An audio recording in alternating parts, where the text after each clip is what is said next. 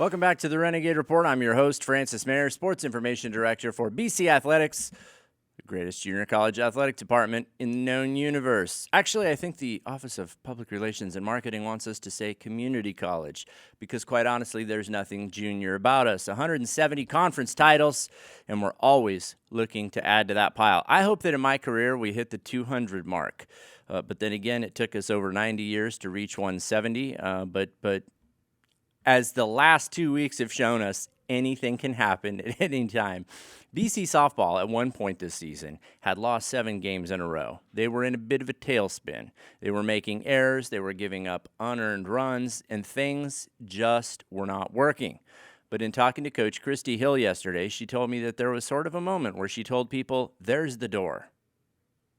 If you guys don't want to win and you don't want to get along and you don't want to play as a team, there's the door. And if anybody knows what it takes to win, it's Coach Christy Hill. She did a lot of it at Cal State Bakersfield when they were a D2 program in transition to D1. And then she did it as a coach at the high school level, winning a state title with a school in Southern Oregon. And then she transitioned to the college level, but first she took a stop at the professional ranks and played for Harlem, Olympia Harlem. I just love saying the name of that team. Anyway, the BC softball team came around, and then they found their backs against the wall this week. And they had actually lost a tiebreaker to Antelope Valley, so they had to win 2 games of a home doubleheader. They won the first game 5-3, and then in the second game, they were all tied up, and magic happened yet again, okay? I'll tell you exactly what happened. Marina Felipe, the girl that we just had on the show, who struck out 120 batters in about 130 innings this season, despite being 5'1" and what we call diminutive. She is a small person, but boy, does she saw bats off.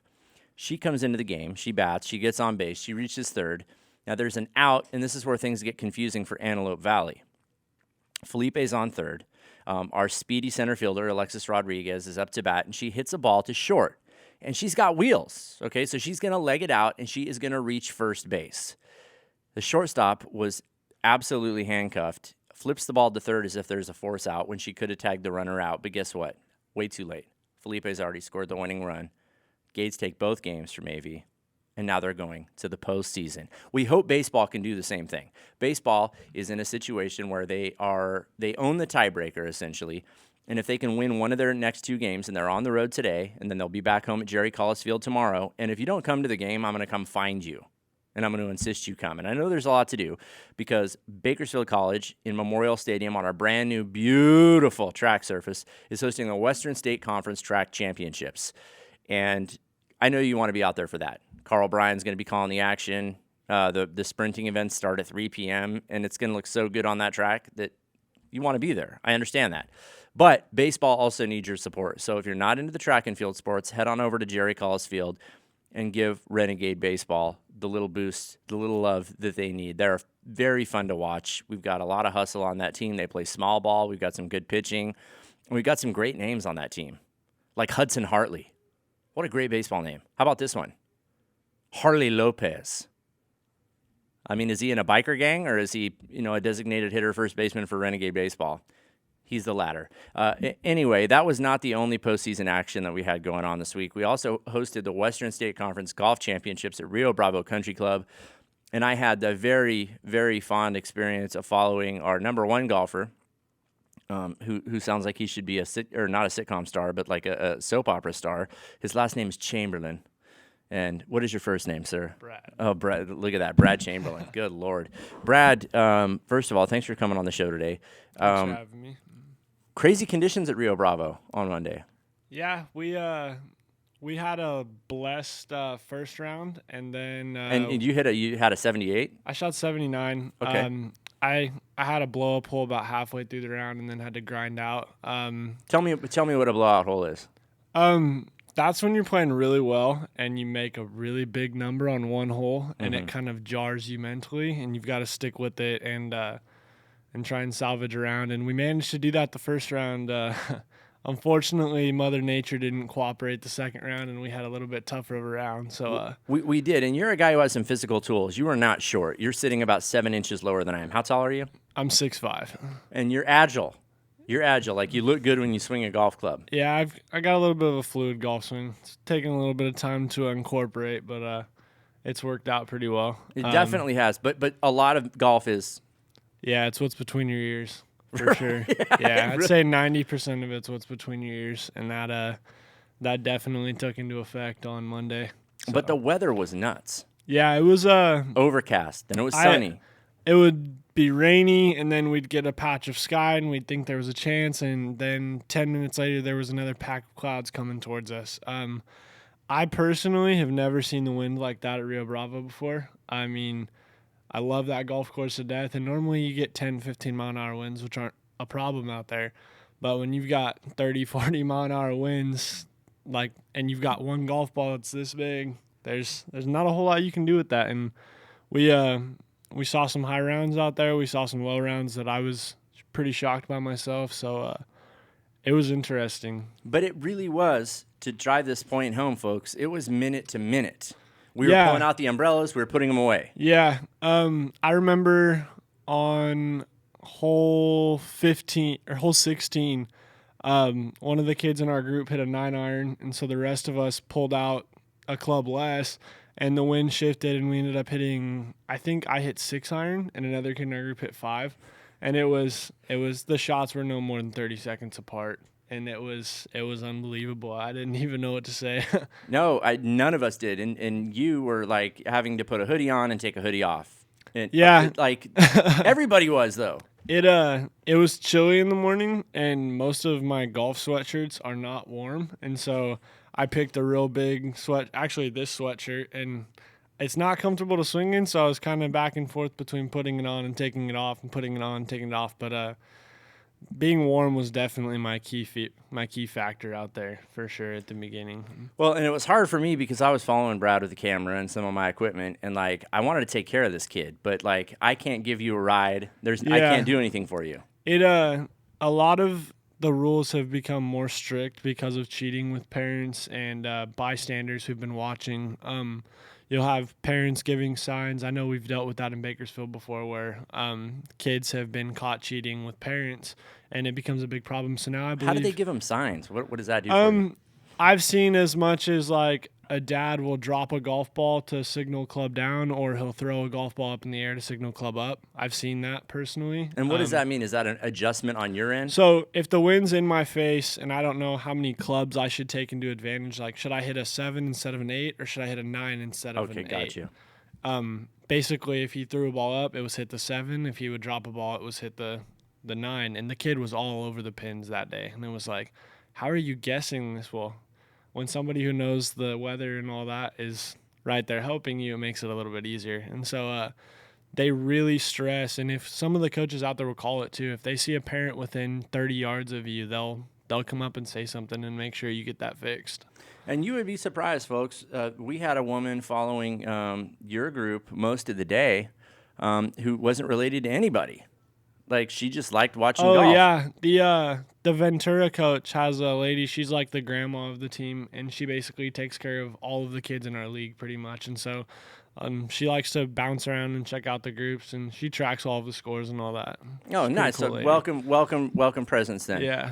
But, Brad, getting back to your round and getting back to, it's not just the head, it's the heart, and it's you against the course and yourself, right? Yeah.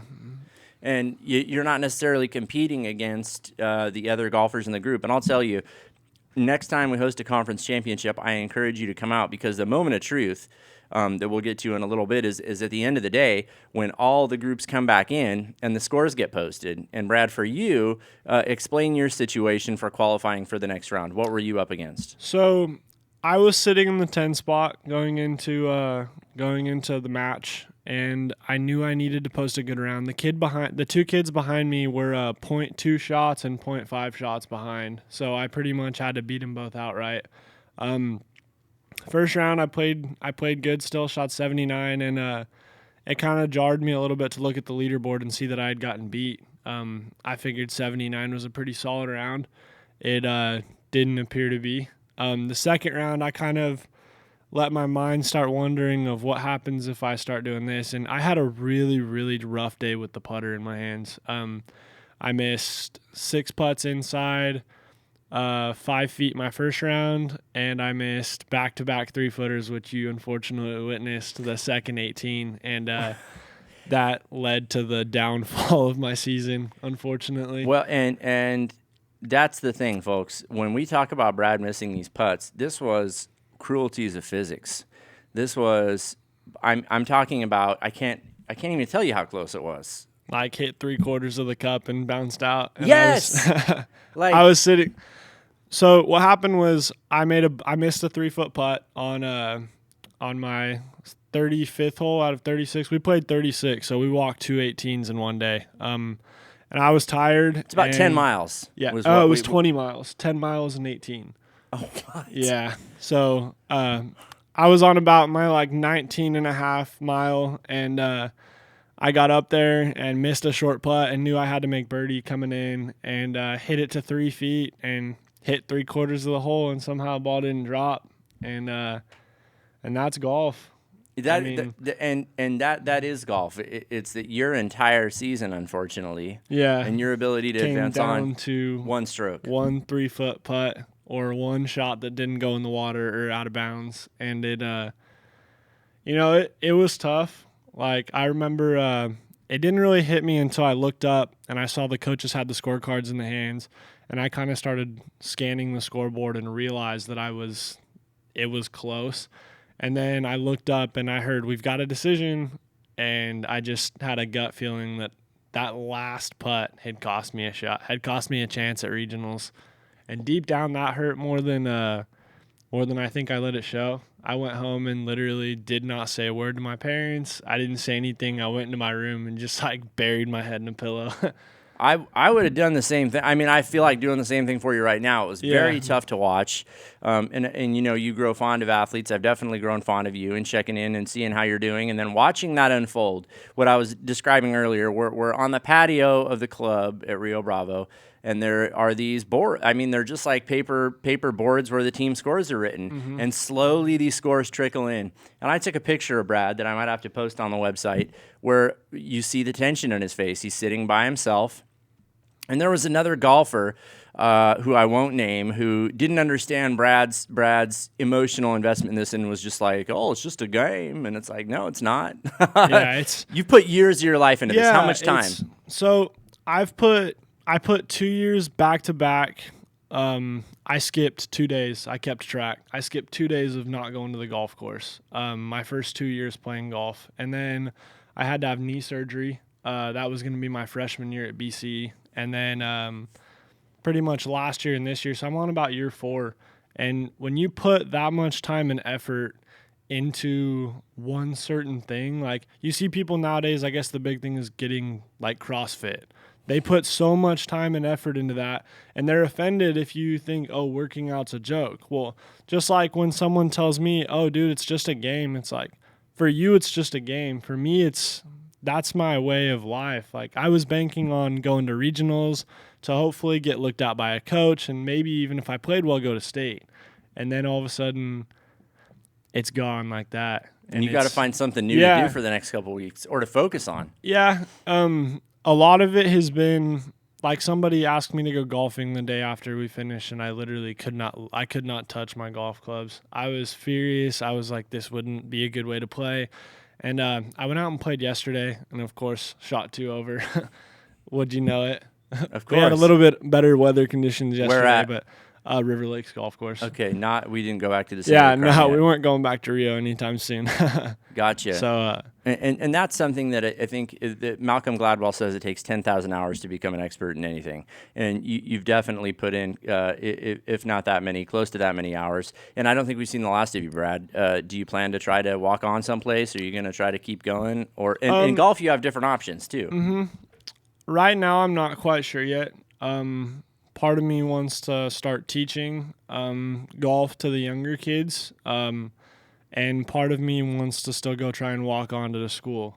I will probably wait and see where I get accepted for my not scholarships, but where I get my applications into, and see who accepts, and what the golf programs look like, and that'll kind of debate on whether or not we walk on or whether or not we start teaching. So. And with you and your experiences in your golf career, and then having Brittany as your coach this year, you have to, part of that incentive to teach the game must come from you realizing how critical good coaching is. Yeah, I struggled a lot, and I always have, with having a coach who would actually sit there and work with you. And she was somebody who would see what you were struggling with, and she could pinpoint it, and she could tell you exactly what you need. And I watch a lot of golfers on the range when I'm just hitting balls, and I think if you made that little tweak or that little tweak, and so that thought process is kind of there, like how could you switch that to make them hit the ball a little bit better? But she kind of opened my eyes into, wow, you really do need a coach that actually sits there and does this stuff for you. So that was a big factor in kind of that decision. Absolutely. And Brad, you're a very thoughtful young man, and I don't want to name any names, but boy, somebody wrote a very uncomplimentary letter to the editor, and I know you wrote a response, and I'm going to try to push some folks at the Bakersfield Californian to get that letter published. But there is absolutely nothing that anybody on the Bakersfield College golf team has to be ashamed of, whether that is Francisco, a combat veteran. Yeah, you're going to tell me that I've he has seen a a name lot to of be ashamed kids. A lot of kids on that team evolve. I mean, if you look at the scores that we posted, and I called it, we had a team dinner the night before conference finals, and I looked at all the teams. I was like, you guys are gonna, you're not gonna believe the scores you see on the board, because our team played really well at Rio. We had several of our kids break 90, which hasn't happened in a couple tournaments. Hunter had a great round. Yeah, Hunter played good. Eric played good. Brady played good. Brady, former punter of Renegade Football. Yeah, I always got a kick out of telling people that. Like, how's your golf team? I was like, it's fun, man. We got our kicker on our golf team, and they're like, your kicker? I was like, yeah. And a combat veteran, a guy who used to run the gun on a Humvee. We had a very diverse team this year, I would say. And that was wonderful. Yeah. It was. Brad, I hope you come see us one more time before you go, and we wish you all the best. And I am extremely proud of you for finishing your round and keeping it together, and I'm extremely proud of your commitment to Renegade Athletics. So thank you. Thank you, sir. Appreciate it. And when we come back, we're going to check in with a legend of Bakersfield College track and field, Coach Pam Kelly. She's going to tell us about the Western State Conference Track Championships at historic Memorial Stadium. We've got that coming up tomorrow. Don't go anywhere. We'll be right back.